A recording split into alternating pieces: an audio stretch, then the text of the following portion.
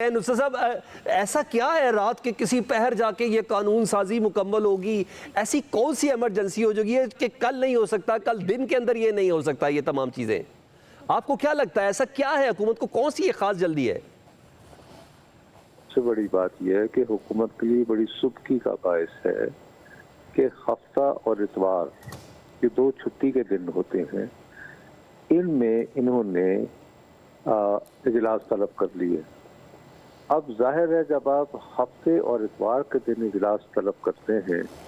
تو فوری میسج یہ جاتا ہے کہ جیسے آپ نے اپنا ہوم ورک مکمل کر لیا ہے۔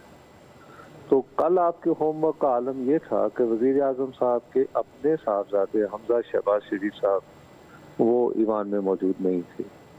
وزیر اعظم صاحب کے سگے بھائی جو پاکستان کے 3 مرتبہ وزیر اعظم رہے ہیں وہ بھی اسلام آباد میں موجود نہیں تھے۔ تو ہفتے کے دن تو آپ نے لوگوں کو ویسے ہی بلا لیا، وہاں جمع کر لیا،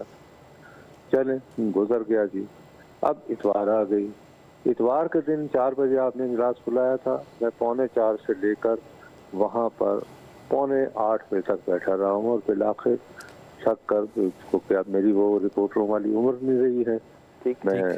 آ گیا اور مجھے کہیں بھوک لگ رہی تھی صبح سے، تو میں کھانے پہ ایک دوست کے ساتھ میں بیٹھ گیا ہوں۔ تو عرض یہ ہے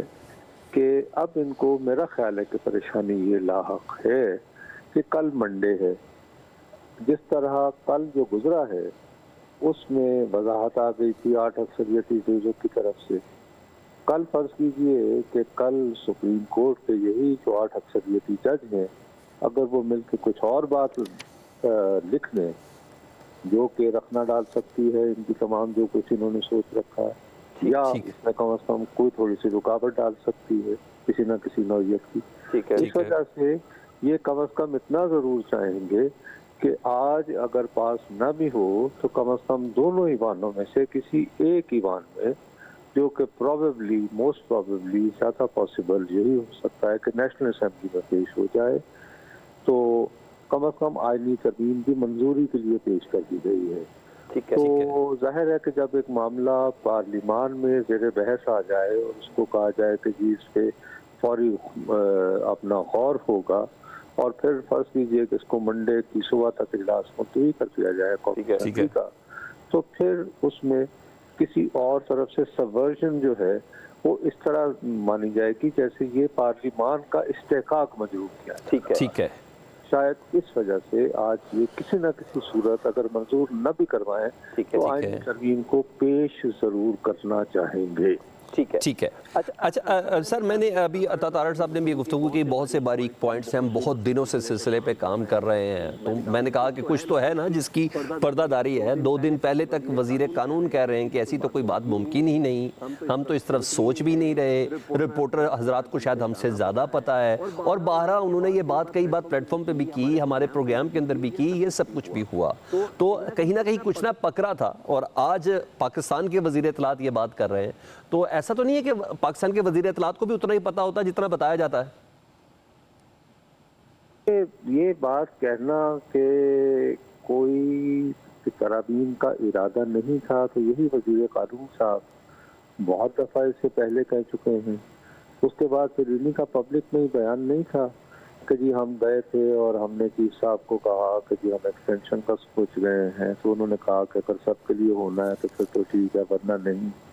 یہ تو بہت دفعہ پبلکلی کہہ چکے ہیں۔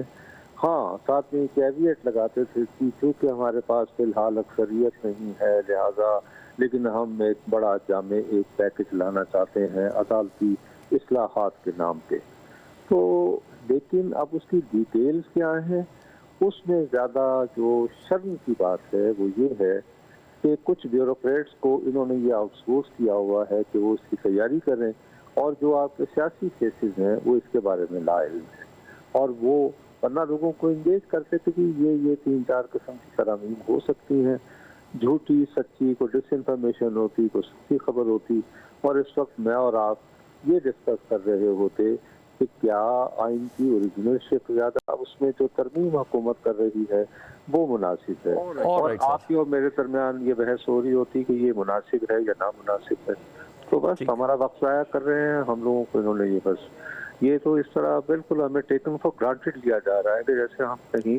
एग्जिस्ट नहीं करते। ये कुछ बस एक खास कोई लीडर सिंगी जो पंजाबी महावरे सर बिसाइड इसके कि शायद वो वक्त ज़ाया करें, मगर आपकी मौजूदगी में हम बहुत सी चीज़ें नॉलेज और स्पेशली आपके एक्सपीरियंस से इस्तेफादा हासिल कर रहे हैं।